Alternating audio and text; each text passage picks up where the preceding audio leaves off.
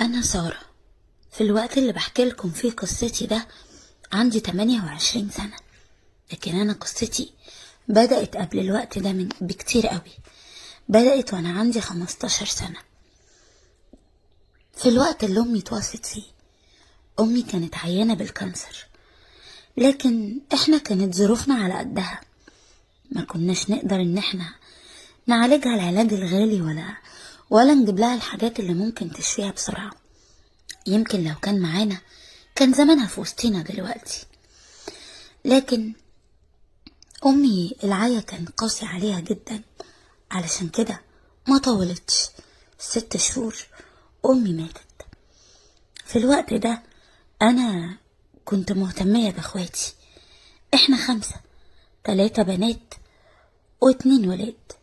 أنا أكبر البنات، علشان كده أنا اللي كنت شايلة مسؤولية البيت كله. أمي أصلا كانت بتربينا وتعودنا إن البنت تعمل وتنظف وتطبخ وتعمل كل شغل البيت، علشان كده تلاقوني في الوقت ده كان سني صغير، لكن كنت قادرة إن أنا أعمل كل حاجة في شغل البيت. بصراحة بعد الوقت ده وأنا كنت حاسة الدنيا خلاص ما بقاش ليها طعم، خصوصا بعد موت أمي. لكن بسبب موت أمي ده كل حاجة اتغيرت، كل شيء حواليا اتغير، ويمكن التغير ده اللي وصلني وخلاني أعمل كده في نفسي. أنا ما بقيتش كده من فراغ، أنا بقيت كده من اللي كنت بشوفه. في مرة من المرات أبويا قال لي ادخلي يلا نامي ونيمي اخواتك. قلت له يا بابا ده لسه بدري، هننام من دلوقتي؟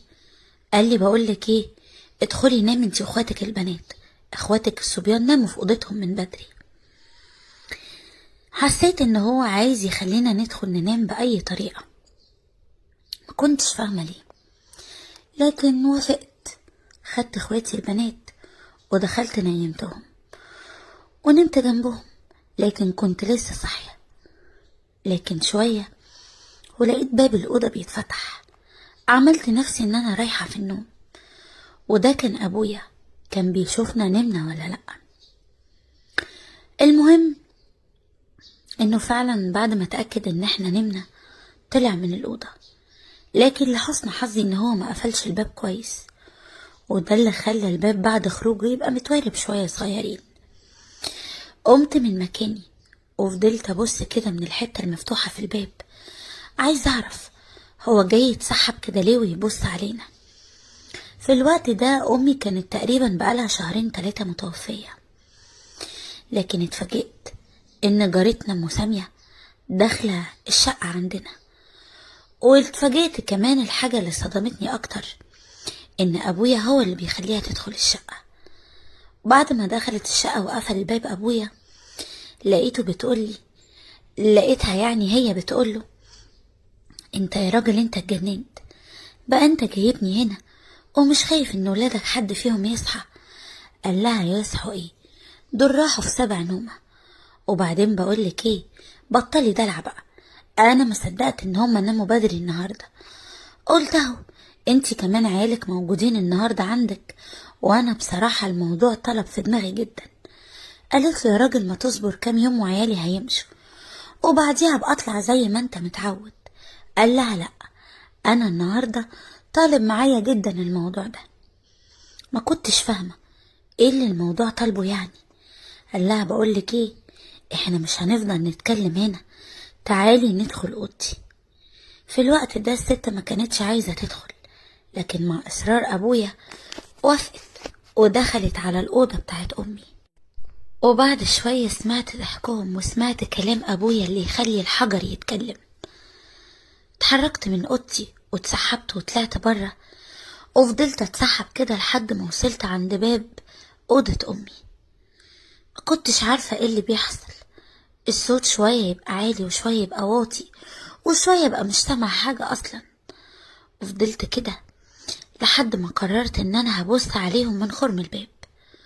ولما بصيت عليهم من خرم الباب شفت ابويا بيعمل حاجات ما اقولكوش بقى على اللي كان بيعمله، لدرجة ان انا وانا واقفة بشوف ما كنتش قادرة اقف على بعضي.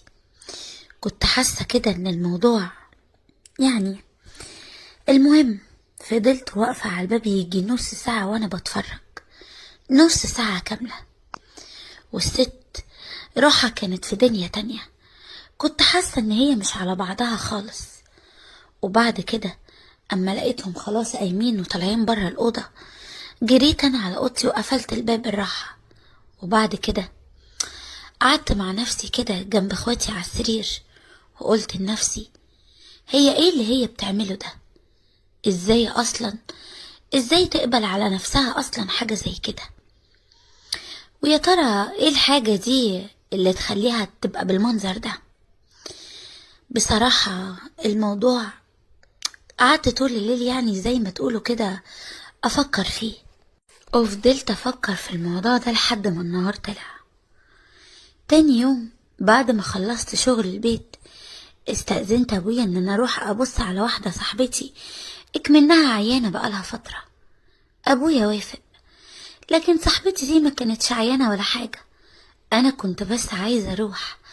كنت حاسة ان انا محتاجة اتكلم مع حد قريب مني، وصاحبتي دي كانت اكتر واحدة قريبة مني. رحت لها وحكيت لها اللي حصل. قالت لي ياه، للدرجة دي ابوكي مش قادر يصبر ويستنى حتى لما امك تكمل سنة على الاقل، وبعديها حتى يتجوز لو عايز؟ قلت لها انا مش فاهمة حاجة. قالت لي مش فاهمة ايه يا عبيطة انتي؟ ده انتي 2-3 وهتتجوزي، ازاي ما انتش فاهمة؟ قلت لها صدقيني انا مش فاهمة اي حاجة. قالت لي يعني اي 2 متجوزين لازم يعملوا كده، والا انتي مش هتيجي على الدنيا. قلت لها يعني ده طبيعي؟ قالت لي حاجة سواء الست او الراجل بيبقوا محتاجين لها. قلت لها طب ما انا ست اهو عادي. قالت لي يا حبيبتي انتي لسه صغيرة شوية، وبعدين بكرة تتجوزي وتعرفي كلامي ده. بس بقولك ايه، ابقي افتكري كلامي. بصراحة ما كنتش مقتنعة بكلامها، لكن لقيتها بتقولي طبعا انتي مش مقتنعة بكلامي. طب بقولك ايه، افتحي كده التليفون بتاعك وهبعتلك كام حاجة على الواتس، ابقي شوفيهم بس وانتي قاعدة لوحدك. سمعت كلامها، ولما روحت البيت مسكت التليفون بتاعي فتحت الواتس ولقيتها بعتالي فيديوهين. اول ما فتحتهم بصراحة ما كنتش مصدقة، ايه اللي انا شايفاه ده؟ معقولة؟ لكن الغريب بقى ان وانا بشوف الحاجات دي كنت حاسة كده احساس ان انا عايزة اعمل زيهم بالظبط. لكن ازاي ما كنتش عارفة.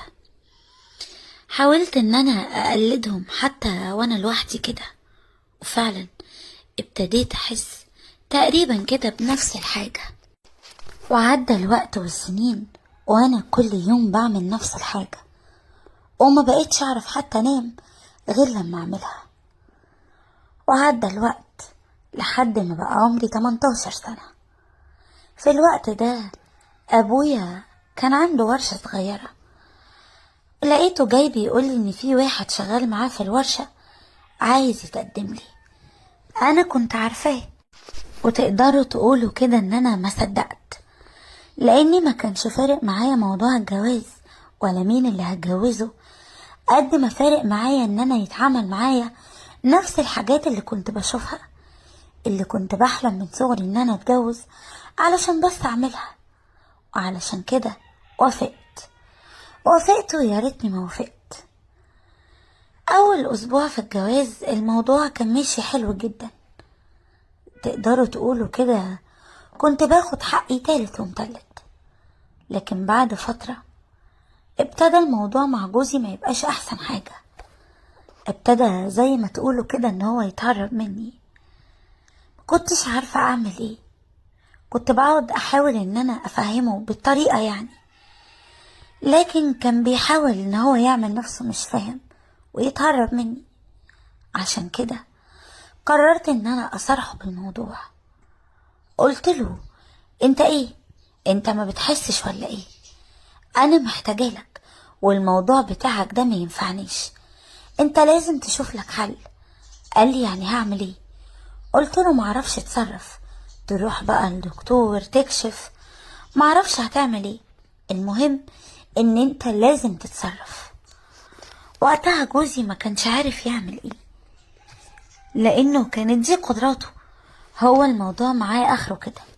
ولقيته بيصارحني وبيقولي اكتر حاجة كانت رايحة بعيد عن بالي خالص. لقيته بيقولي بصراحة كده، انا الموضوع كله كان ادوية وحاجات صحابي مدينهالي ساعة ما اتجوزت، لكن ده الطبيعي بتاعي. قلت له يعني ايه الكلام ده؟ قال لي يعني زي ما سمعتي. قلت له لا، وانا مش هينفع ان انا اكمل كده، ولو انت هتفضل بالوضع ده يبقى كل واحد فينا يروح لحاله. قال لي يعني ايه؟ يعني انت عايزة تتطلقي وتبعدي عني؟ قلت له ما هو الحال ده انا مش هرضى بيه. وفعلا صممنا على الطلاق، لكن محدش من اهالينا كان يعرف ايه السبب، او تقدروا تقولوا السبب الحقيقي ده خبيناه خالص، لاني طبعا ما كنتش هقدر اروح اقول لابويا يعني حقيقة زي كده. علشان كده حاولت ان انا اقول له اي حاجة، بيشرب بيسهر عرف ست غيري اي حاجة. وعدت الايام وانا زي ما انا على نفس الحال. لكن في الوقت ده ابتديت اعرف شباب كتير من على الفيسبوك، ويعني لو خرجت مع واحدة من صحباتي او اي حاجة وكان في حد كويس او حسيت ناحيته برتياح اتعرف عليه. وطبعا في الوقت ده كان بيحصل الحاجة اللي ما كانتش ينفع تحصل. وانا كنت بقول لنفسي ساعتها ايه المشكلة؟ انتي متجوزة يعني عادي، ايه المشكلة يعني؟ فضلت على الحال ده، وانا بصراحة ما بشبعش. كل ما حد يعمل حاجة زي كده احس ان انا محتاجة اكتر واكتر واكتر. حاجة غريبة، حاجة غريبة ما كنتش عارفة اتخطى عنها. ما كنتش عارفة اقول لنفسي انتي ليه بتعملي كده. ومع مرور الوقت الموضوع كان بيزيد مش بيقل، لدرجة ان انا كان ساعات يبقى معايا 2 و3 كمان، وانا ما اقولش لا، الموضوع بالنسبة لي عادي. اي نعم في الوقت ده كان سني اكملتش حتى 19 سنة، لكن ما كنتش بشبع. كنت دايما جعانة، دايما جعانة ومحتاجة جدا للأكل. وكل ما يحط قدامي أكل مشبعش. وأكيد طبعا انتوا فاهمين قصدي، أصل أنا لو اتكلمت أكتر من كده مش هينفع، الموضوع مش هينفع أبدا. علشان كده ما بقيتش عارفة أعمل إيه، لحد ما في يوم أبويا قال لي إن في واحد تاني متقدم لي. في الوقت ده فكرت كويس وقلت لنفسي أنا مش هغلط نفس الغلطة، أنا لازم أتأكد إن هو شخص سليم، وإن صحته كويسة، وإن أنا وقت ما أطلب منه أي حاجة هلاقيه يعني كويس وصحته كويسة. علشان كده وافقت إن أنا أقابله، لكن طلبت منه إن احنا نخرج علشان نتكلم براحتنا. وطبعا هو ما قالش لأبويا الموضوع ده ولا أنا، أخد قعدته معانا وبعدين نزل. وتاني يوم خرجت أنا أقابله. ساعتها صرحته بالموضوع كله، وقلت له كان ايه سبب طلاقي.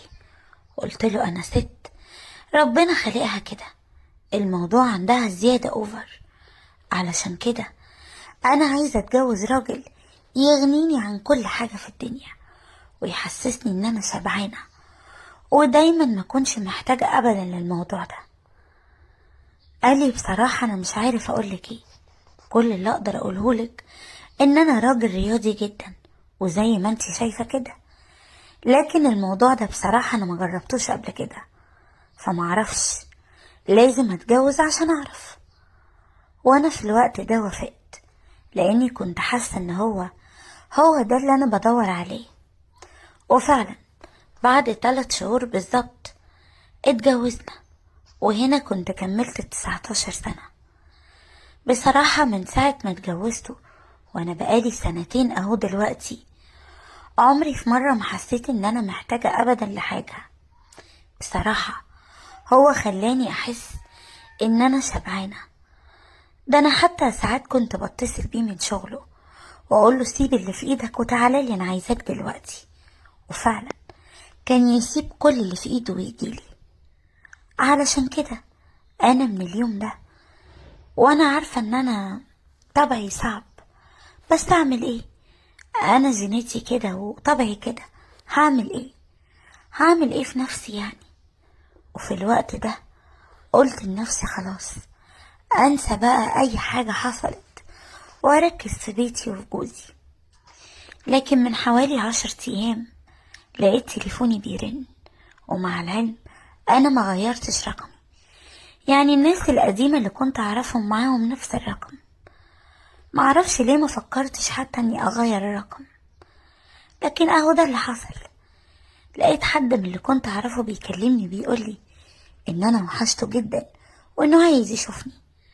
وقتها انا رفضت وقلت له لا، مستحيل انزل اقابلك. قال لي بقولك ايه، لو ما نزلتليش انا ساعتها بقى هبعت صور وفيسات وكمان فيديوهات لجوزك ايام ما كنا نعرف بعض، وساعتها انتي بقى ما تلوميش الا نفسك. قلت له انت بتعمل كده ليه؟ وازاي اصلا انت محتفظ بالحاجات دي؟ قال لي عادي، كل ما كنتي توحشيني كنت اشوفهم. لكن فكرت كده مع نفسي وقلت انا ليه اصلا توحشني وهي موجودة؟ مش كده برضو ولا ايه؟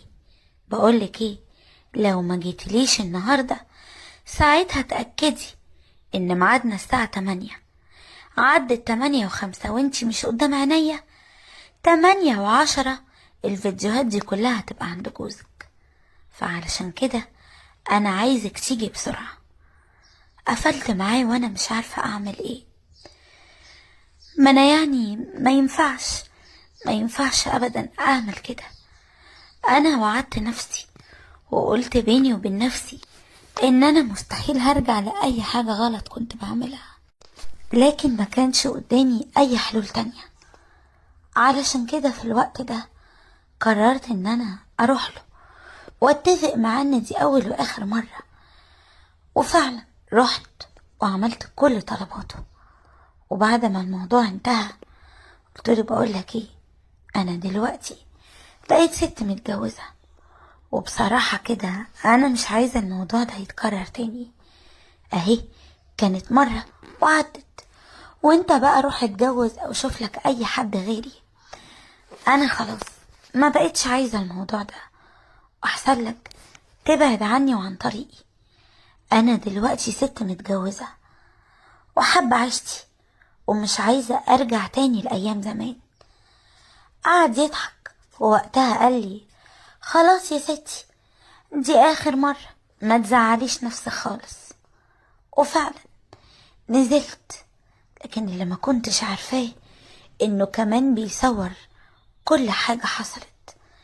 يعني حتى لو كنت قلت لجوزي لو بعتله حاجة دي من ايام زمان وكانت غلطة، او حتى كنت متجوزاه من غير ما ابويا يعرف، ساعتها كان ممكن يغفرلي. لكن دلوقتي هيغفرلي ازاي وانا على ذمته؟ وكمان صور لي صوت وصورة، يعني مش هقدر اقول الموضوع قديم، وخصوصا ان انا كنت رايحة بهدوم جوزي اللي شاريها لي كمان. يعني ما عنديش اي حاجة اقول بيها ان ده مش انا، او ان دي حاجة قديمة حتى. بعد كام يوم لقيته بيتصل بيا تاني، لكن المرة دي عايزني ابعت له فلوس ومبلغ كبير كمان. قلت له انت اتجننت؟ لا، بقولك ايه، اشرب من البحر لو تعرف. انا معيش فلوس ابعتها لك، ولو معايا مش هبعتلك، انت اكيد اتجننت. وانا بنفسي اتأكدت ان انت مسحت كل حاجة قديمة. قال لي انا فعلا مسحت كل حاجة قديمة. اي نعم الحاجات دي ممكن ترجع بمنتهى السهولة، لكن مش مشكلة، الحاجات دي مش لازماني طالما انا معايا فيديوهات جديدة. قلت له تقصد ايه؟ قال لي افتحي الواتس بتاعك، هبعتلك حاجة ظريفة شوفيها وبعدين نتكلم. اول ما فتحت التليفون والواتس شفت كل حاجة صوت وصورة. بعدها لقيته بيتصل بيا. قلت له حرام عليك، انت ليه بتعمل كده؟ انا ما عملتلكش حاجة تأذيك. قال لي انا قلتلك على اللي فيها، ولو انتي بقى عايزة تبعدي نفسك عن كل الموضوع ده، ساعتها ابعتيلي كل الفلوس اللي هطلبها، ووقت ما احتاجك الاقيكي قدامي. سلام يا حلوة. وقفل معايا، وقبل ما يقفل قالي ان قدامي 3 ايام، وانا بصراحة مش عارفة اعمل ايه. علشان كده انا جيت لكم النهاردة وحكيت لكم قصتي ومشكلتي، واكيد انتوا هتقدروا تفيدوني وتقولولي اعمل ايه واتصرف ازاي. انا حقيقي مش عارفة انا ازاي وثقت في بني ادم زي ده. انا اللي غلطانة، انا اللي استاهل اي حاجة تجرالي، لكن انا فعلا وصلت لمرحلة مش عارفة اعمل ايه.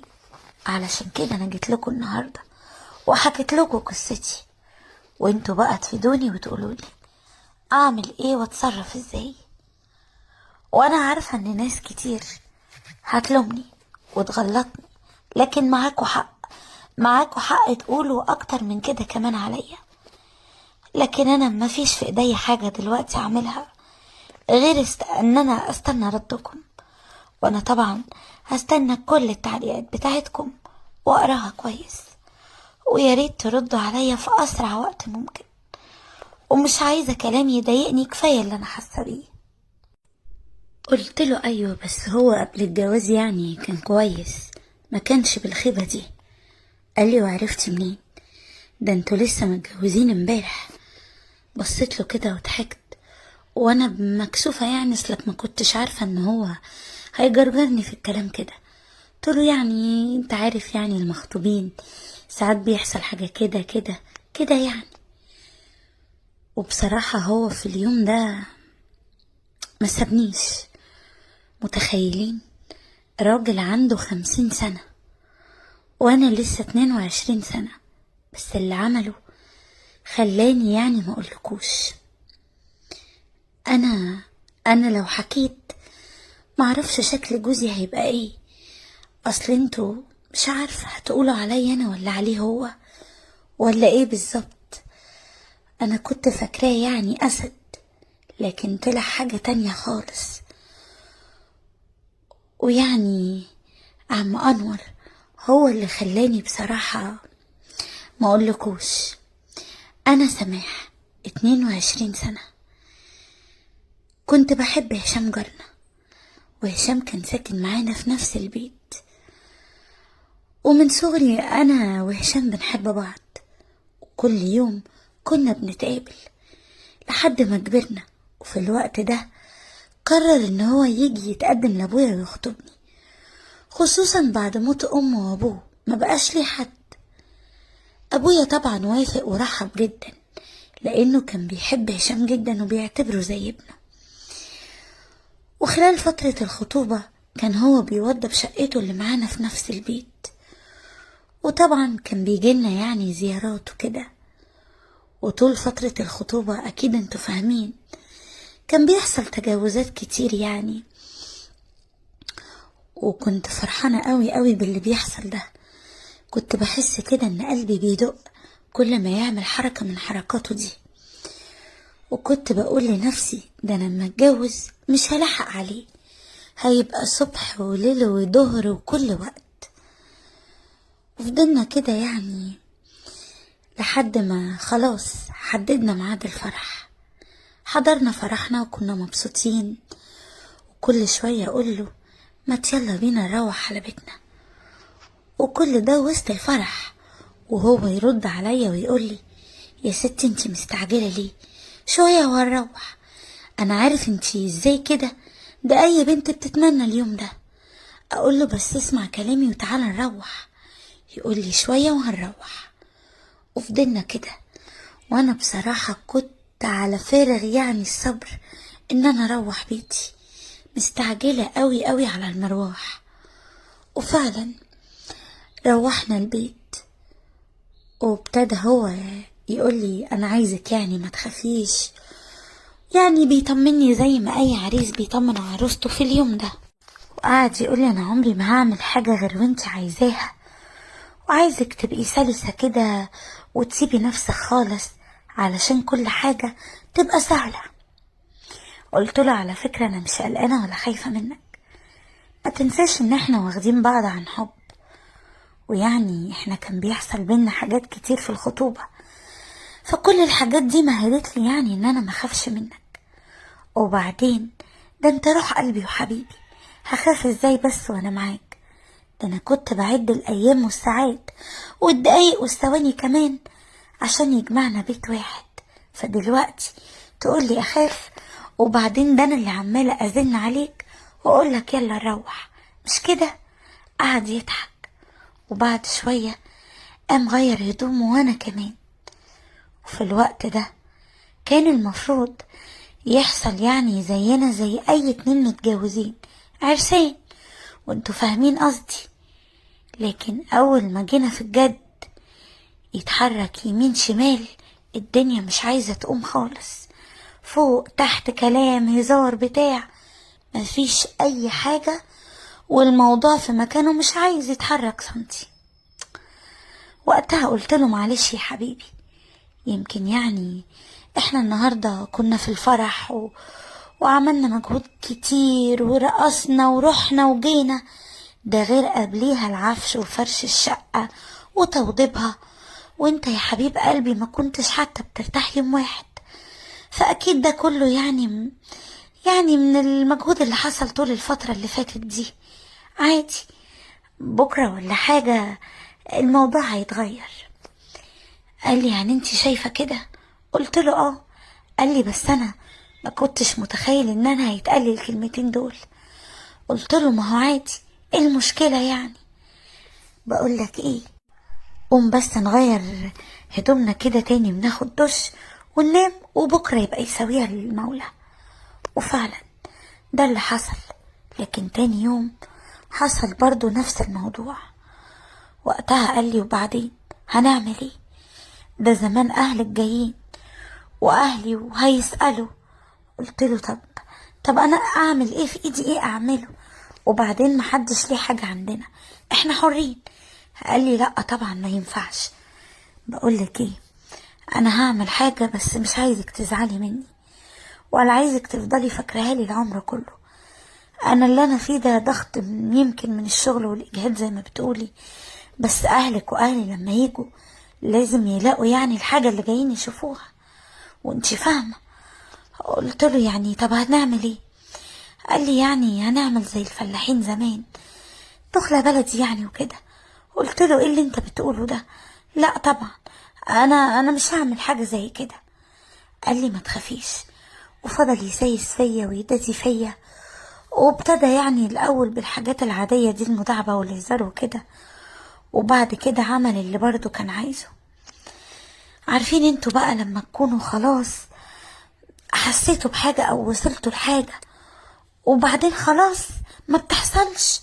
الموضوع ده بيضايق قوي، اكيد اي ست فهماني وحاسه بيا.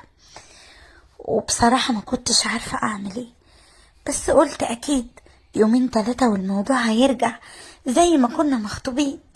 تخيلوا انا بقيت اتمنى نرجع مخطوبين تاني، لان كان بيعمل حاجات بصراحه ما اقولكوش. المهم اخد خلاص اللي هو عايزه شويه، واهلي جم وقرايبه كمان جم واطمنوا وشافوا كل حاجه، وبعدين مشيوا. قعدت انا وهو كده كأننا 2 اخوات، وانا مش عارفة اعمل ايه. وفضلنا على الحال ده يجي اسبوع. المهم في يوم قمت من النوم كده، وجوزي كان نايم جنبي لانه طبعا اجازة من شغله عشان عريس. المهم قلت اخد دش كده واحضر الفطار، بعد كده اصحيه. دخلت اخد دش ما لقيتش ميه. في الوقت ده قلت انزل لعم انور، يعني هو مسؤول العمارة في البيت يعني عن كل حاجة، زي اتحاد الملاك كده، وكمان عارف ان دايما المية بتتقطع، علشان كده كان بيبقى مالي حاجات كتير وكبيرة عنده في الشقة، ويعني لو حد عايز بيبقى ينزل ياخد منه مية. وفعلا انا خدت حاجة كبيرة عشان اخد فيها مية، عشان اعرف استحمى يعني واخد دش وكده. فنزلت اخبط عليه وقلت بالمرة افضفض شوية مع مراته. يعني مراته دي قد ماما في السن، لكن بصراحة انا ممكن احكي لها سري ومحكوش لماما. سألته عليها، قال لي ان هي راحت السوق. قال لي ادخلي اقعدي شوية وهي زمانها جاية. هي اي نعم ممكن تطول شوية، بس يعني السوق هنا وجاية. وبعدين ايه ده؟ ايه الحلاوة دي؟ هي كل العرايس بتحلو كده؟ قلت له عروسة ايه بس يا عم انور؟ بقول لك ايه، انا نازلة اشوف يعني لو عندك مية ولا كده، اصل المية اتقطعت. قال لي طبعا عندي، ما انت عارفة ان انا ببقى عامل حسابي. ادخلي خدي اللي انت عايزاه. المهم دخلت الحمام شوية ولقيته هو جاي ورايا بيقول لي مالك؟ حاسس كده ان انتي فيكي حاجة؟ في واحدة تبقى عروسة جديدة وتبقى زعلانة كده؟ وقتها ضحكت تاني وقلت له بس والنبي ما تقولش عروسة، بلا نيلة. قال لي لا، ده كده في حاجة وانا لازم اعرف. هو انا ايه، مش زي بابا ولا ايه؟ قلت له ايوه طبعا، بس يعني. قال لي ما بسش. بقولك ايه، سيبي اللي في ايدك ده وتعالي نقعد نحكي شوية، وهتكون مراتي كمان رجعت من السوق. وفعلا طلعت قعدت على الكنبة بتاعت الانتريه وهو كمان قعد ناحيتي، وابتديت احكي له. بصراحة كنت يعني بسأله يمكن في حل او كده، ولقيته بيقول لي مفيش خالص، يعني الدنيا نايمة خالص. قلت له خالص خالص. قال لي لا بقى، ده انتوا لازم تروحوا للدكتور. يعني مفيش اي حاجة؟ يعني مش زي كده مثلا؟ بصيت واتخضيت. قلت له يا لهوي، ايه كل ده؟ يا ريته حتى ربع ده. وبعدين ايه اللي انت بتعمله ده عم انور؟ لا انا ما اتفقتش على كده. انت ايه اللي انت بتعمله ده؟ انا هقوم اطلع. قال لي استني بس، وراح مقعدني تاني وفضل يتكلم كلمة من هنا وكلمة من هنا. وانا بصراحة بيني وبينكم كنت خلاص جبت اخري، ويعني حصل كل حاجة تقريبا، خصوصا ان جوزي كان مسهل الطريق بعملته السودا اللي عملها. ويعني اليوم ده حتى ما خدتش طبق المية اللي انا نزلت اخده، وسبت كل حاجة. ما كنتش عارفة اقف على رجلي بعد عمايل عم انور. يعني تخيلوا، راجل عنده 50 سنة يعمل كل ده. انا اصلا ما كنتش مصدقة، كنت مبهورة باللي بيعمله. اكمني يعني انا محتاجة لكده. وانا قلت لكم في الاول اكيد انتوا هتقدروا لما يكون خلاص الموضوع خلاص جاي يعني، وفجأة كل شيء يقف مكانه. ولقيت بقى عم انور هو اللي عمل كده.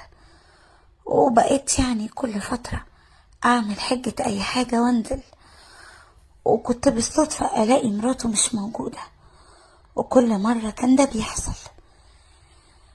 وفي اخر مرة طلعت ويعني من كتر ما انا تعبت وكده دخلت نمت في سريري، وانا نايمة كده عمالة افكر واقول انا كده لازم اطلب الطلاق. ايوه لازم اطلب الطلاق، اصلا انا مش هفضل على الحال ده. علشان كده انا بعتلكم وحكيت لكم وحكيت لصاحبة القناة قصتي، وانتوا تفيدوني وتقولوا لي اعمل ايه واتصرف ازاي. وانا طبعا هستنى كل التعليقات بتاعتكم واقراها كويس. قلت له مالك، ايه اللي حصل لك؟ انت ما كنتش كده، في ايه؟ قال لي مش عارف. قلت له يعني ايه مش عارف؟ هو انت كنت بتاخد حاجة وخلاص ما بقيتش تاخدها؟ قال لي لا. قلت له امال ايه اللي حصل لك؟ يا راجل انت ما كنتش كده، ده حتى الموضوع ده كان بيطول قوي. قال لي انا مش عارف. بقولك ايه، انا بفكر يعني اجيب واحد صاحبي يساعدني شوية. قلت له ايه صاحبك؟ قال لي ايه مش موافقة؟ قلت له بصراحة هي حاجة جديدة، بس بصراحة انا ما عنديش مشكلة. قال لي بجد موافقة؟ قلت له ايوه موافقة. قال لي خلاص ماشي. وفعلا عمل كده وجاب صاحبه. واليوم ده ما اقولكوش على اللي حصل، وانا بصراحة ما كنتش عارفة قوي مين بيعمل ايه، لان اول ما دخلوا هما الاتنين الاوضة النور اتقفل. وقتها طبعا انا ما كنتش عارفة مين بيعمل ايه، علشان كده ما ركزتش. لكن كل اللي ركزت فيه ان انا مبسوطة جدا باللي بيحصل. حاجة كده غريبة وجديدة عليا، اول مرة اجربها. علشان كده كنت فرحانة بيها جدا، لدرجة ان بعد كده لما بقى بيطلب الموضوع لوحده اقول له لا، خلاص انا جربت الموضوع ومش هينفع غير لما صاحبك يكون موجود. وفي الاول هقول لكم قصتي عشان تعرفوا ايه اللي وصلني للي انا فيه ده، وايه اللي يخليني اوافق اصلا على كارثة زي دي. لكن قبل ما اقول لكم حكايتي كلها، عايزاكم تعملوا لايك للفيديو واشتراك في القناة اللي لسه ما اشتركتش، وتنزلوا بسرعة تفعلوا زر الجرس علشان يجيلكم تنبيه واشعار بكل حاجة جديدة وجميلة وحصرية بتنزل عندي على القناة.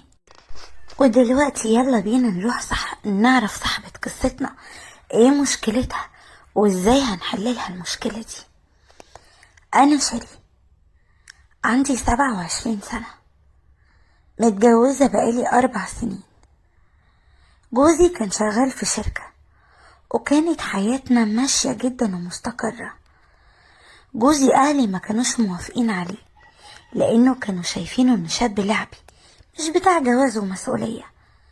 لكن انا قلت الحب والقلب والعشق والكلام اللي انتوا فاهمينه، اللي عرفت بعد كده انه ما يأكلش عيش. قلت لهم لا، ده احنا بنحب بعض من ايام الدراسة، وانا بحبه ومش هسيبه ومش هتجوز غيره. اهلي في الاول كانوا معترضين، لكن بعد كده ابتدى ابويا يقول لامي خلاص، هي حياتها ولا حياتنا، طالما هي اللي هتعيش يبقى هي اللي تختار، وطالما اختارت تبقى تتحمل نتيجة اختيارها. امي قالت له يعني ايه؟ يعني احنا نوافقها على اي حد والسلام؟ انا عارفة ومتأكدة ان الواد ده مش هيعرف يفتح حتى بيت، وشهرين 3 وهتيجي تشتكي. قال لها يا ست لما يحصل كده نبقى نساعد، ما هو ده حال كل الشباب، المهم ان بنتك تاخد حد هي بتحبه وعايزاه. بابا كان كلامه عاقل وكان حاسس بيا، لكن بصراحة ماما كان عندها نظرة مستقبلية، زي ما تقولوا كده كان قلبها حاسس بالوكسة والخيبة اللي بنتها تقع فيها. المهم ما خبيش عليكم، بعد 2 بس من جوازنا ابتدت ظروفه المادية تبقى في النازل، كل شوية يسيب شغلانة ويروح في شغلانة وفضل الحال كده يتنطط من شغلانة للتانية، وانا مش عارفة اعمل ايه. عرضت عليه ان انا انزل اشتغل وفعلا نزلت، بالرغم ان لما امي عرفت قالت لي يا حسرة عليك يا بنتي وعلى بختك، يعني انتي بدل ما تتجوزي زي البنات وتستتي في بيتك تنزلي تاني للشغل والمرمطة؟ ده انا قلت انتي اتجوزتي وهترتاحي من هم الشغل. قلت لها وبعدين بقى يا ماما، مش انتي قلتي ده اختياري وكل واحد يتحمل نتيجة اختياره؟ خلاص. قالت لي خلاص يا بنتي دي عيشتك، بس برضو لو احتجتي حاجة بيت ابوكي دايما مفتوح لك، ودايما يا حبيبتي هتلاقيني مستنياكي.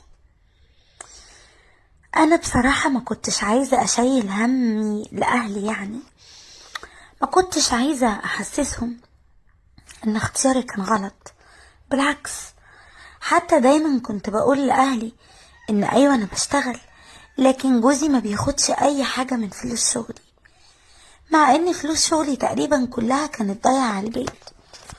ده هو كمان اللي ابتدى ما يصرفش حاجات كتير في البيت. وبعد فترة تعبت من الشغل، لاني بصراحة انا مش واخدة على الشغل قد كده، وعلشان كده قعدت.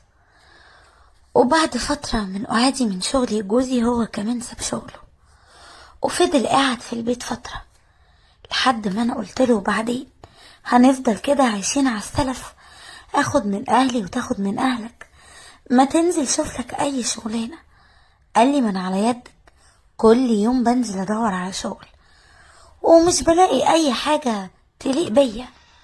قلت له يعني ايه؟ يكش حتى تشتغل بتلم زبالة من الشارع، المهم ان انت تشتغل وتجيب قرش لبيتك. قال لي خلاص ماشي. وفي يوم اهلي جولي زيارة، وبصراحة بابا وماما لما بيجولي بيجيبولي كل حاجة في البيت حرفيا، والكلام ده بابا متعود عليه من ساعة ما انا اتجوزت. واليوم ده يعني كان بابا جايب لي طلبات كتير قوي، تقدروا تقولوا كده ملالي البيت خزين.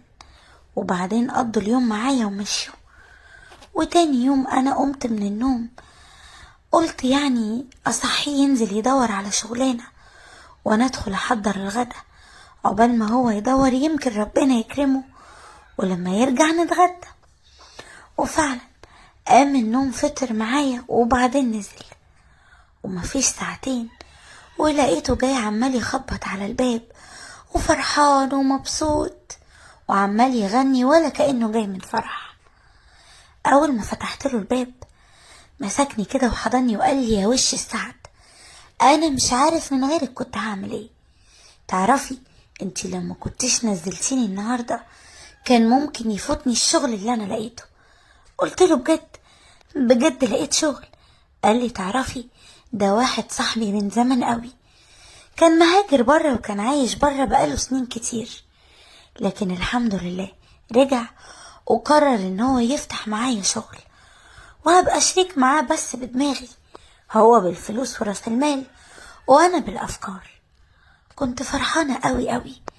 قلت له لا بقى، طالما كده يبقى لازم تكلم صاحبك ده تعزمه على الغدا معانا. قال لي بجد؟ قلت له اه، بس بص بدل الغدا خليه عشاء عشان يعني الحق اعمل شوية حاجات.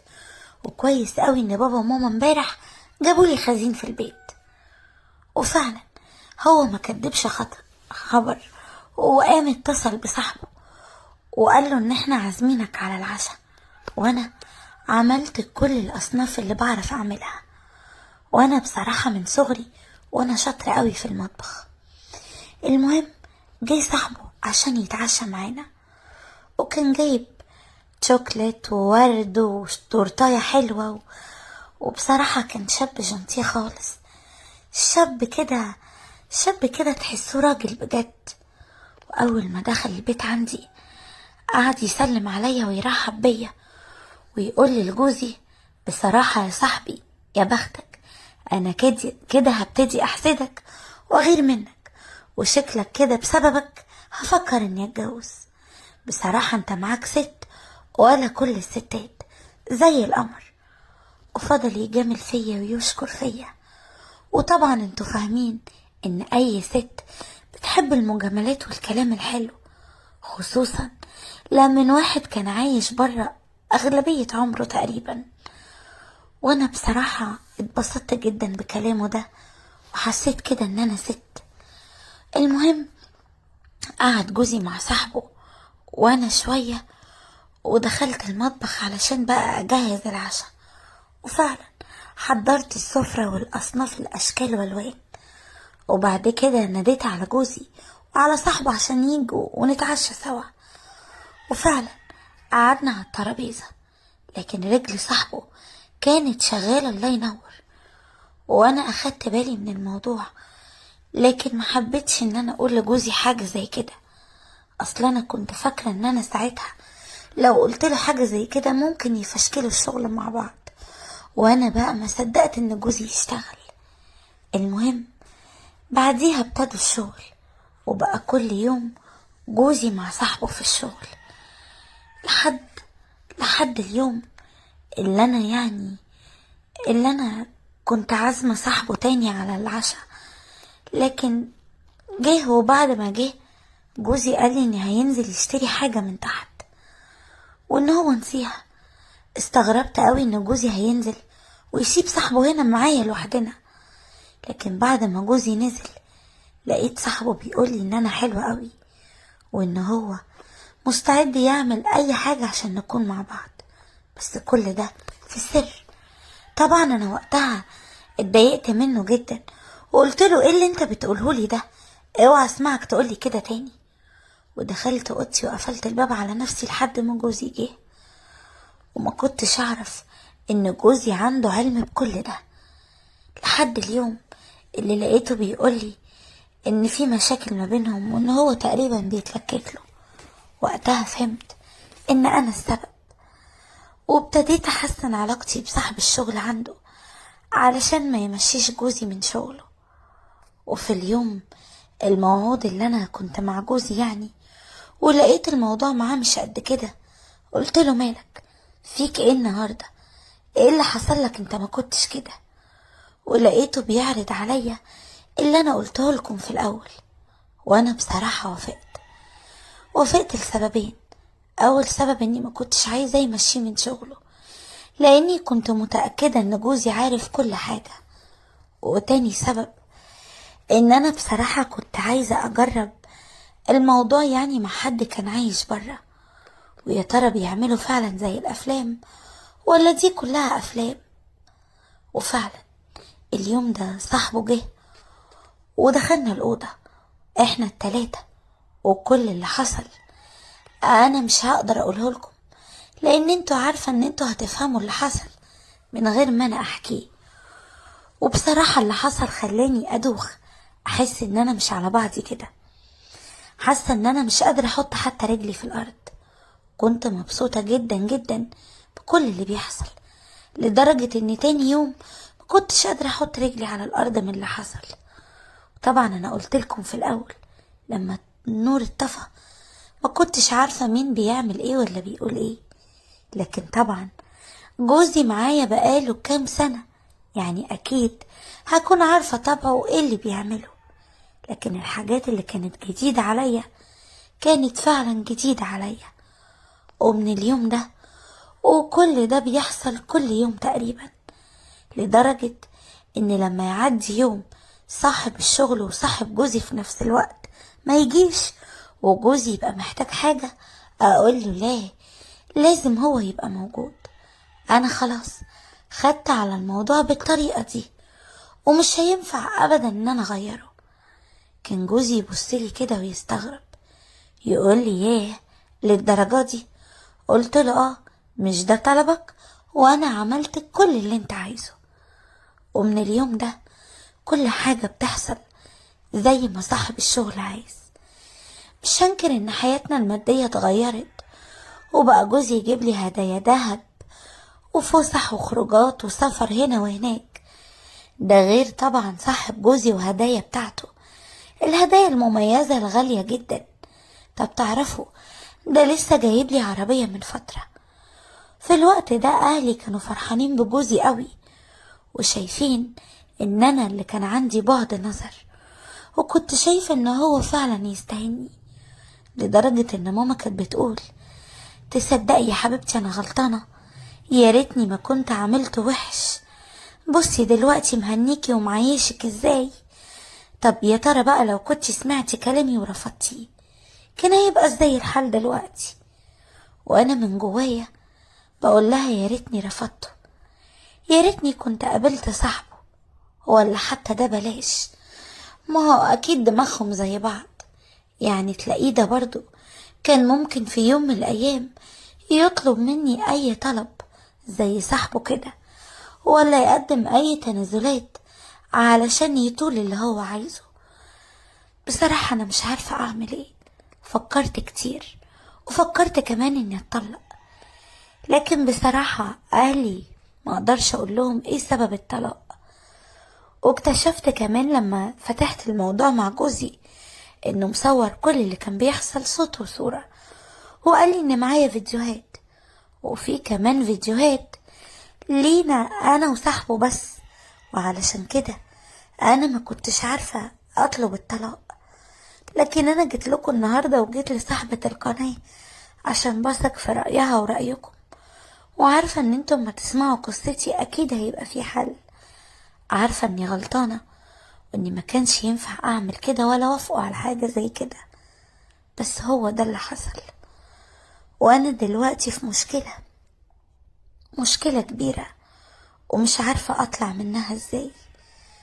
وعارفة برضو ان انا لما تسمعوا قصتي للنهاية هتلوموني، ويمكن ناس كتير تقولي كلام جارح ويضايقني، لكن انا صدقوني ما كانش في اي حاجة في بالي غير ان حياتنا تبقى كويسة. وقلت ما فيهاش حاجة لو شوية مجاملات علشان جوزي يفضل في شغله، وما كنتش عارفة ان الحال هيوصل لكده. علشان كده انا جيت لكم النهاردة وحكيت لكم قصتي، وهستنى كل التعليقات بتاعتكم وأقراها كويس.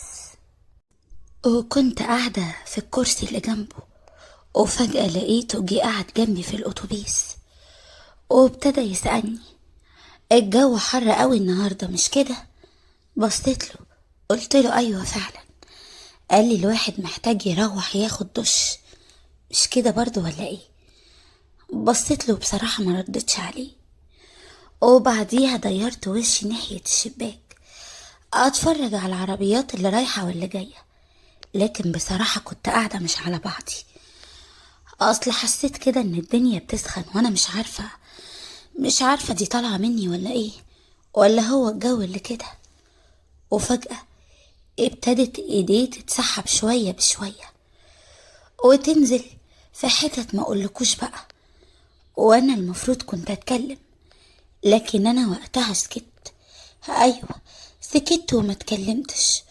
وبصراحة اللي حصل بعديها ما يتحكيش، لكن انا هحكي لكم الموضوع. اصل انا مش عارفة اتصرف ازاي، يعني الموضوع اتطور قوي قوي لدرجة ان انا ما بقيتش عارفة اسيطر عليه. وعلشان كده انا هحكي لكم كل مشكلتي من اولها لاخرها لحد اللحظة اللي انا بكلمكم فيها دي. يمكن يكون عندكم حل اقدر اعمله ويعني اتصرف. لكن قبل ما احكي لكم مشكلتي اللي انا مش لاقيه لها حل واللي هتكل عليكم انتوا تحلوها لي، عايزاكم طبعا تعملوا لايك للفيديو لاني متأكدة انه هيعجبكم جدا، واشتراك في القناة لو لسه يا حلوين ما اشتركتش. ايوه تعال هنا، شايفك يا اللي بتتفرج ومش عايز تشترك؟ صدقني دي قناتي حلوة وهتعجبك قوي. وكمان تنزلوا على تفعيل الجرس علشان يجيلكم اشعار بكل جديد يا حلوين بنزله عندي على القناة. ودلوقتي يلا بينا نشوف قصتنا ونعرف من صاحبة القصة ايه المشكلة اللي هي عايزانا احنا نحلها لها. نسمع المشكلة ونفكر واحنا بنسمع ونكتب لها الحل في التعليقات. يلا بسرعة، مستنيين ايه؟ ودلوقتي يلا بينا ندخل في موضوع قصتنا. انا صفا، عندي 34 سنة، اتجوزت تقريبا سنة، اي نعم ما كملتش السنة لكن خلينا نقول سنة. وبعد السنة دي اتطلقت لان جوزي كانت عينيه زايغة. ايوه ما بيكفهوش، انا عايز يعرف ديه وديه وديه. وهو كان شغال خياط، يعني طبعا كل شغله مع الستات. كل ما اروح له اكون مثلا في السوق واعدي عليه، او يكون عندي حاجة عايزة اعملها واروح له، المهم ان انا كل ما اروح له واطب عليه الاقيه هناك مع واحدة شكل. وبصراحة الموضوع بيبقى باين قوي ان في حاجة مش مظبوطة. وقتها بصراحة ما كنتش عارفة اعمل ايه. اتكلمت كتير معاه لكن كل كلامي ده من غير اي فايدة. قلت له لا، انت كده مش مظبوط، انا مش هقدر اعيش معاك بالشكل ده.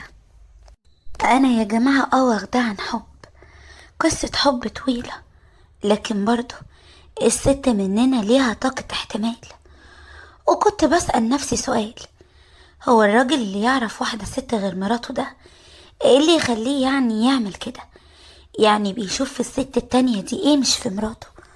وكذلك الست هي بتشوف في الراجل التاني غير جوزها ده ايه مش موجود في جوزها؟ كنت بسأل نفسي اسئلة كتير وكنت بسامحه اكتر، لكن اخر ما زهقت خلاص ما كنتش عارفة اتحمل اكتر من كده. اتطلقنا، وطبعا الشقة دي كانت بتاعتي، اصل دي شقة ابويا وامي الله يرحمهم. وانا قلت له نتجوز فيها بدل ما تكلف نفسك وتجيب شقة، اهم حاجة تعيشني كويس وما بقاش محتاجة لحد. وهو فعلا ما خلينيش ابقى محتاجة لحد ماديا، بس ببقى محتاجة لأي راجل من ناحيات تانية كتير. يعني هو بدل ما يشوف مراته وطلباتها، لا، بيروح للستات الغريبة أولى. علشان كده اتطلقت. المهم في يوم كنت قاعدة في البيت وقلت كده أقوم أروق المطبخ شوية والتلاجة، وفعلا دخلت كده اعمل شوية حاجات، لكن اكتشفت ان في حاجات كتير قوي ناقصة في البيت. قلت لأ بقى، انا مش هفضل قاعدة كده، خصوصا ان انا اهلي يعني سايبين لي الحمد لله شوية فلوس كويسة اقدر اعيش بيها كويس. ده غير معاش ابويا وامي، اصلهم كانوا موظفين، وطبعا انا كنت باخد المعاش على الفلوس اللي معايا، وكنت عايشة كويس قوي الحمد لله. قلت بقى اخد نفسي كده وانزل اروح اجيب شوية طلبات للبيت. وانا من عادتي ان انا بركب تاكسي او اي مواصلة سريعة، لكن اول ما نزلت من بيتي لقيت الاتوبيس معدي، وكان يعني فاضي شوية. وفعلا ركبت الاتوبيس وقعدت على الكرسي، لكن كان في الكرسي اللي جنبي الناحية التانية شاب كده، مش شاب قوي، يعني عنده تقريبا كده 42 42 كده في السن ده، قاعد على الكرسي وعمال يبصلي. اصل انا من نوع الستات اللي بتهتم قوي قوي بجمالها وشكلها، يعني ما ينفعش انزل كده وخلاص، لا. وانا بصراحة مش محجبة. المهم لقيته بعد شوية جه قعد جنبي، وابتدى كل شوية يجي عليا كمان شوية، وانا ادخل ناحية الشباك اكتر، وفضلنا كده لحد ما بقاش في مسافة اصلا. وبعدين بصراحة انا كنت يعني محرجة اكلمه، ولقيته فجأة هو اللي بدأ الكلام، وقعد يقول لي الجو حر والجو شتا، وياخد ويدي معايا في الكلام. لكن انا بصراحة كان في حاجات ما بردش عليها، زي مثلا لما قال لي يعني على فكرة الجو محتاج له دش، مش كده ولا ايه؟ وقتها بصيت له وما ردتش عليه، وديرت وشي ناحية الشباك اتفرج على العربيات اللي رايحة واللي جاية. لكن هو في الوقت ده ابتدت ايديه تنزل، وانا بقى ما اقولكوش ابتدت تروح في كل حتة، وانا يا لهوي يا لهوي، كأني رحت في دنيا غير الدنيا، مش حاسة حتى ان في ناس معايا في الاتوبيس. غمضت عيني وسرحت، اصل انا كنت هتجنن على كده، زي كده ما يكون يعني حد، عارفين لما يكون الواحد مدمن لحاجة معينة وما صدق ان هو يعملها او تحصل له، او ده اللي حصل معايا. ووقتها لقيته بيقول لي بقولك ايه. وقتها فتحت عيني وفقت، بصيت له زي ما يكون بقول له انت ليه ما بقتش بتعمل كده. بصيت له راح قايل لي ياه، ده انت جعانه قوي، بصي طيب انزلي وانا يعني هنزل وراكي على طول، وتعالي لو بيتك فاضي وينفع انزلي وروحي وانا همشي وراكي، ولو موافقه انزلي من غير ما تتكلمي. وانا بصراحه كنت موافقه قوي، اصل اللي انا كنت فيه ما كانش بايدي. فعلا نزلت من الاتوبيس وهو نزل ورايا على طول. وبعد كده فضلت ماشية، وكويس ان الاتوبيس ما بعدش قوي، يعني تقريبا محطة. فضلت ماشية وهو ماشي ورايا لحد ما دخلت الشارع عندي، وهو استنى شوية وبعد كده دخل. وبعد شوية طلعت انا البيت، وهو فعلا بعديها بكام دقيقة طلع برضو البيت ورايا. وبعد كده فتحت الشقة وسبت الباب متوارب شوية، وهو طلع بسرعة. وبعد كده بقى عندي في شقتي، ما كنتش مصدقة اللي انا بعمله. ووقتها بصلي ومن غير اي كلمة شني، ودخلنا الأوضة. وما اقولكوش على اللي حصل، انا ما كنتش مصدقة اصلا ان ده بيحصل، وان انا اللي بنفسي عملت كده. طب ده انا كنت بقول على طليقي ازاي يعمل كده، وازاي اصلا المبدأ ده يكون موجود عند واحدة او واحد. الموضوع كان غريب قوي يا جماعة، لكن كل اللي اقدر اقوله لكم ان الراجل ده خلاني احس اني عمري في حياتي ما اتجوزت ولا شفت رجالة. ايوه، ده كان بيعمل حاجات كأني لأول مرة بشوفها وبحس بيها وبعملها، حاجات كده ما اقولكوش عليها، حاجات تخلي الواحدة تتجنن، تبقى بصراحة عايزة الموضوع يفضل ساعتين 3 4. اي نعم هو قعد فترة طويلة قوي، لكن برضه الموضوع يا جماعة ما يتشبعش منه، لدرجة ان بعد ما الموضوع خلص وقعدنا شوية وقمنا اكلنا حاجة، طلبت منه ان ده يحصل تاني. بصلي وضحك، قال لي انا عندي استعداد ابات النهاردة معاكي واعمل كل اللي انتي عايزاه. وطبعا انا وافقت، وفعلا فعلا اليوم ده حصلت حاجات كتير اشكال والوان.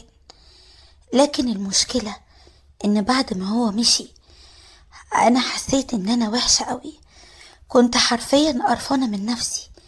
ازاي ازاي اعمل كده؟ هو انا اتجننت ولا اتجننت؟ يعني انا كنت بقول ايه على جوزي وما اعمل اسخن منه؟ لا، الموضوع ده بصراحة ما كانش عاجبني، انا ما كنتش مرتاحة ابدا وانا بعمل كده. لكن اهو ده اللي حصل، وانا مش عارفة اعمل ايه. يا ترى انتوا لو مكاني كنتوا هتتصرفوا ازاي؟ كنتوا هتحسوا بيا وتفهموني، ولا زمانكم بتقولوا عليا واحدة مش تمام؟ انا عارفة ان ممكن كل ده يتقال عليا، لكن انا فعلا مش عارفة اعمل ايه. علشان كده انا جيت لكم النهاردة، وانا بصراحة عايزة يعني رأيكم وتقولولي على حل اعمله عشان اخلص من الموضوع ده، لاني من يومها وانا مش عارفة اخلص من الراجل ده، وكل شوية يقولي انا ممكن افضحك في الحتة واعمل واسوي، وانا فعلا مش عارفة اعمل ايه. علشان كده انا جيت لكم النهاردة وحكيت لكم قصتي، وصاحبة القناة انا بثق فيها وبثق في رأيها ورأيكم. علشان كده انا هستنى كل التعليقات بتاعتكم واقراها كويس. ونزلت اتسحب، وانا ما كنتش متخيلة ان انا ممكن اشوف اللي انا شفته ده.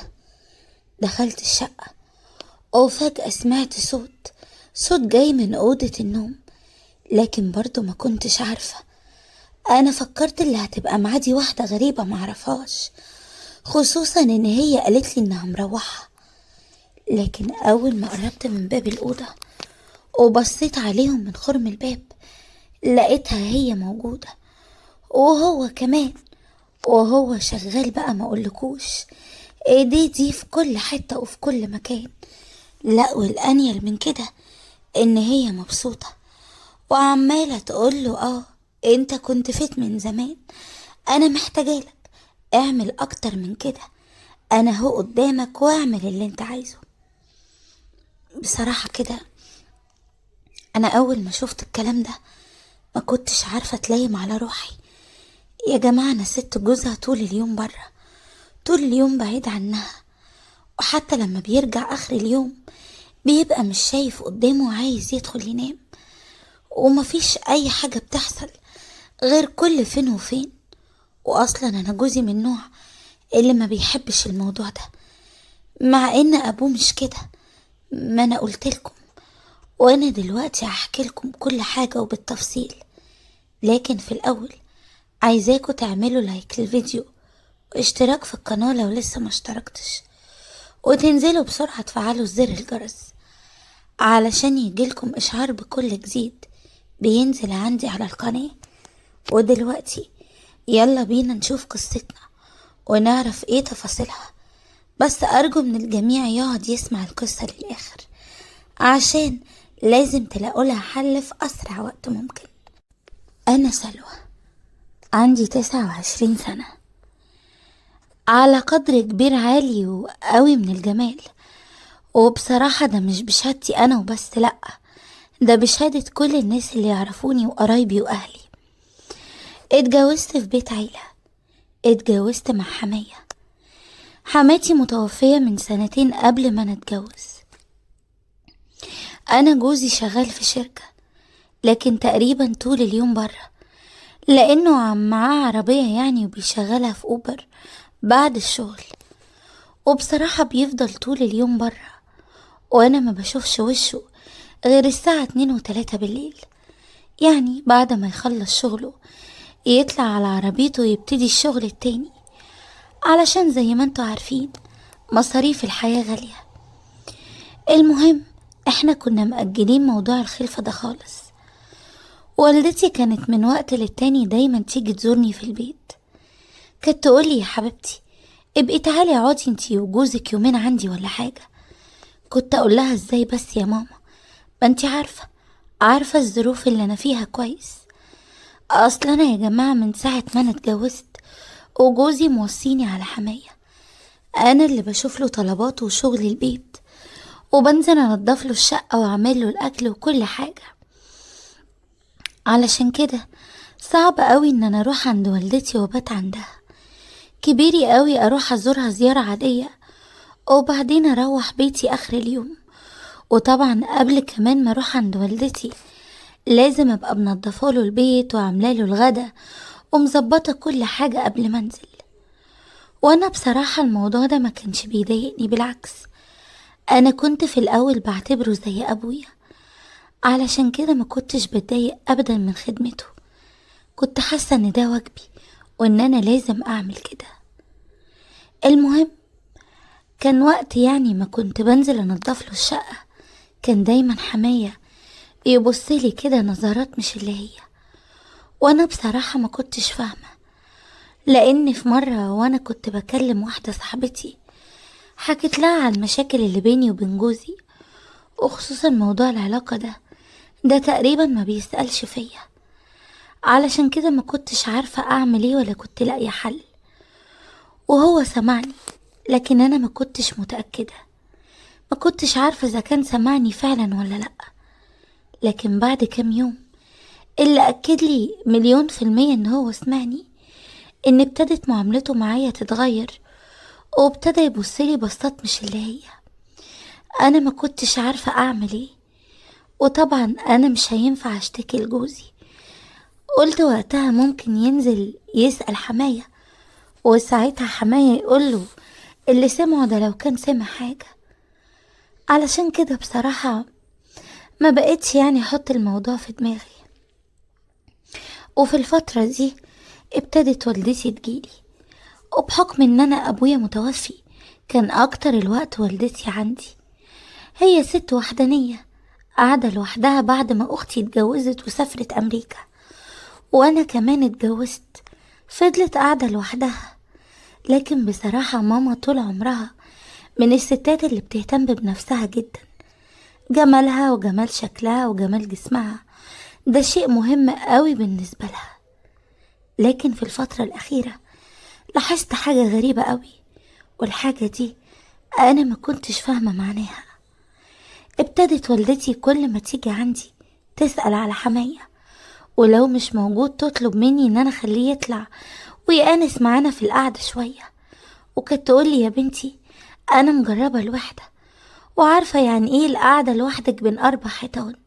بقولك ايه، نادي كده على حماكي وخليه يطلع يقعد معانا. اقول لها يا ماما مش هناخد راحتنا في الكلام وهو هيفضل قاعد.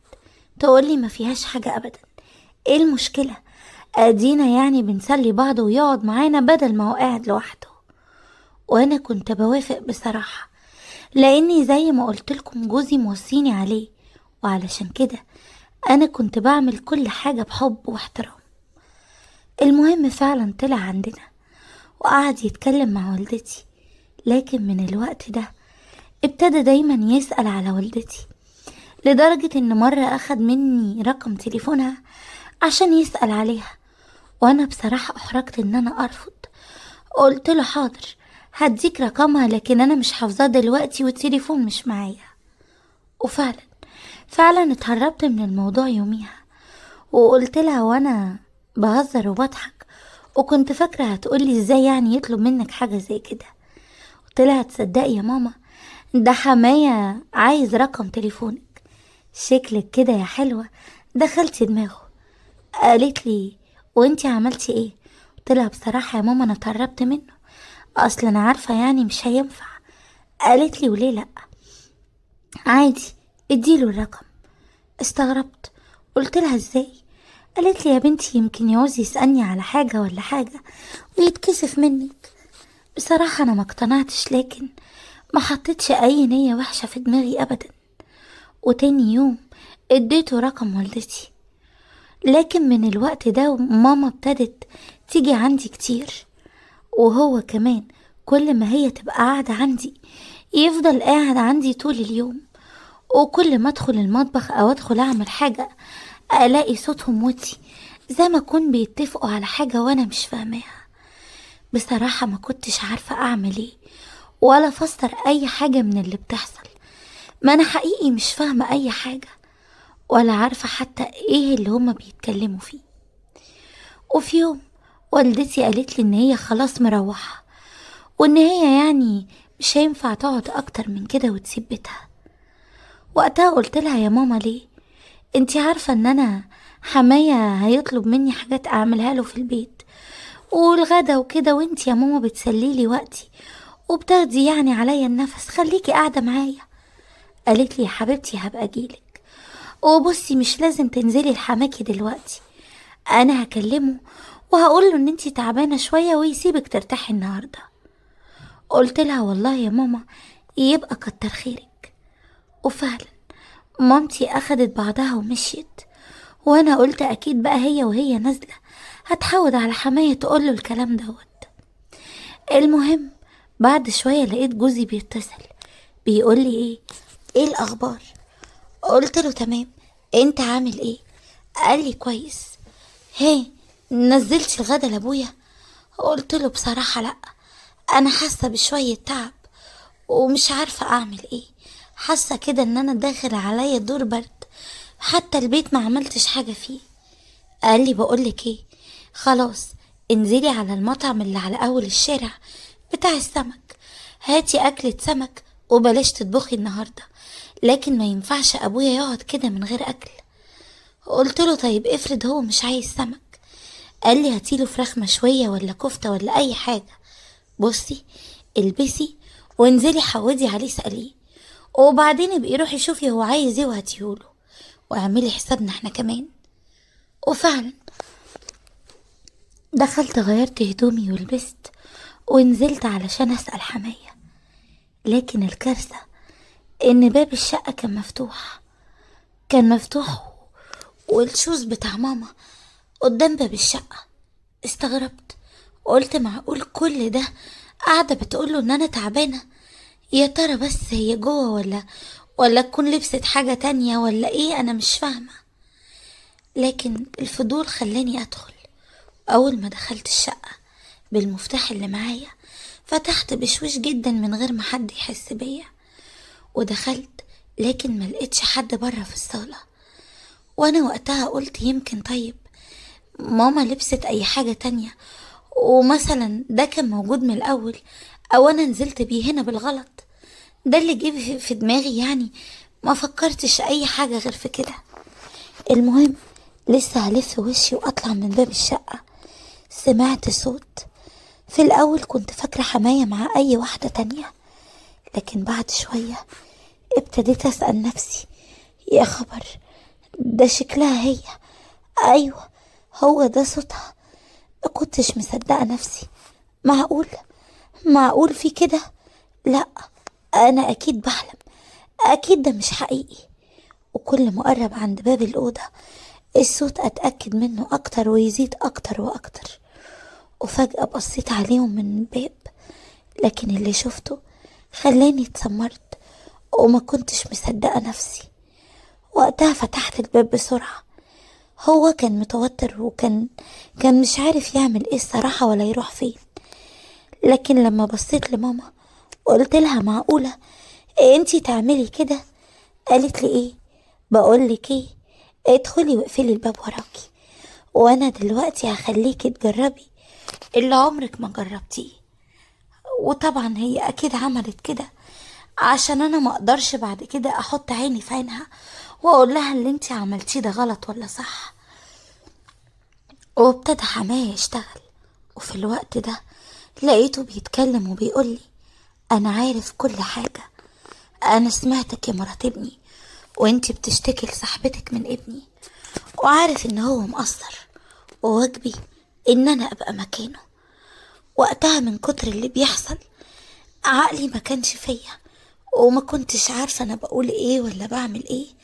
صدقوني انا اصلا مش عارفة لحد الوقت ده اللي انا بكلمكم فيه انا اصلا يعني ازاي انا عملت كده، ازاي عملت في نفسي كده؟ معقولة انا اعمل كده ومع مين واسكت على مين؟ ما كنتش مصدقة عيوني، ما كنتش مصدقة ان انا بنفسي اسكت على الغلط ده لمجرد حاجة انا محتاجة لها.